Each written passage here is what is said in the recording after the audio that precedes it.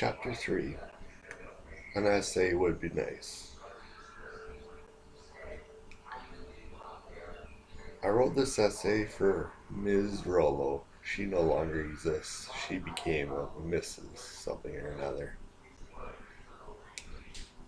A few days after I handed it in, she came up to me and said, "I read your essay last night. I loved it, but I'm going to burn it." Here it is. Perfect. Beautiful is she. Beautiful is her forever silken hair. Beautiful is her soft tan complexion. Beautiful is her perfectly symmetrical yet incredibly unique face. Beautiful is her body, being equal to any goddess the imaginative Greeks could ever possess. And more beautiful than any of her physical attributes is the way we are left to wonder, in a state of awe, about her father's ability to accumulate such a fortune. Beautiful as she is more. She is a perfect girl, and she is out there. Most of the males should now be asking the simple question, where is she? This is good. Those other people might now be thinking of me as a sexist, or maybe a facetious fool, or maybe even the overused male chauvinist pig. This is bad. More importantly, this is wrong. I'm being no more than practical. I can see nothing negative about a male looking for the most physically desirable female and at the same time ensuring a financially stable future. It was no genius who first thought of who it was no genius who first thought of marrying for money. Women have been doing it for years. If women can do it successfully, then men should have no problem finding the perfect girl at all. After all, for every two males on this planet, there are three females. Odds, of course, will not let all females be eligible for the title of perfect. Lucky for us, enterprising young men, there are still a lot of old-fashioned boys who are either not optimistic enough, not ambitious enough, not willing enough, or just too ugly and stupid to make an effort for the eligible lady.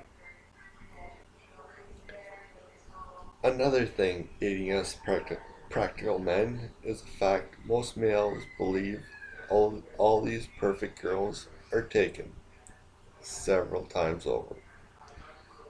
This is rarely true. Fathers know what is on a young man's mind and are therefore protective.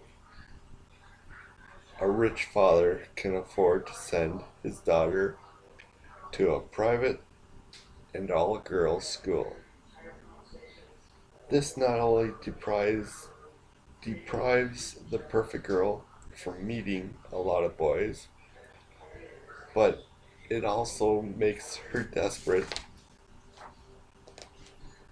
to establish a relationship, usually to get back at her overprotective father. The irony is beautiful. Furthermore, a large portion of these perfect girls live in a large house way out in the country. They are unable to hang out at the mall or even go downtown without driving for an hour or so. So they spend their time at home for us to spice up their lives. What are we waiting for? Of course, these girls are not on the shelf at every convenience store, but they are out there. To find them, we must know where to look. A place I have found very successful is a resort, a very expensive family resort. If a male looking for his perfect counterpart could get a job at one where he could spend a lot of time with the guests, he would certainly meet the perfect girl. Fitness clubs would be a good place to check also. With all the athletic styles nowadays, the perfect girl would all certainly want to find a place where she could show off her Calvin Klein tights. Even a place as simple as your father's company picnic is a good place to be. The boss must set a good example, so his entire family will be there. Does he have a daughter? I believe it would be worth the risk of one boring day and lousy potato salad to find out. Yes, the perfect girl is out there, and she is not as hard to find as one might think.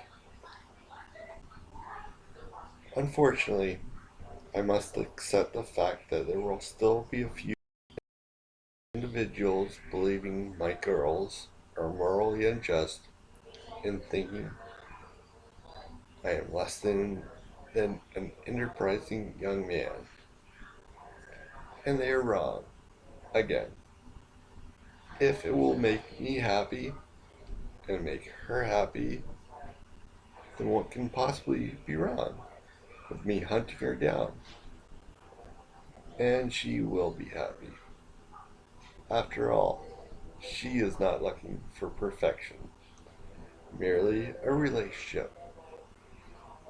As long as I am an acceptable human being, she will appreciate me, and I will be happy, and she will be happy, and we will be happy together.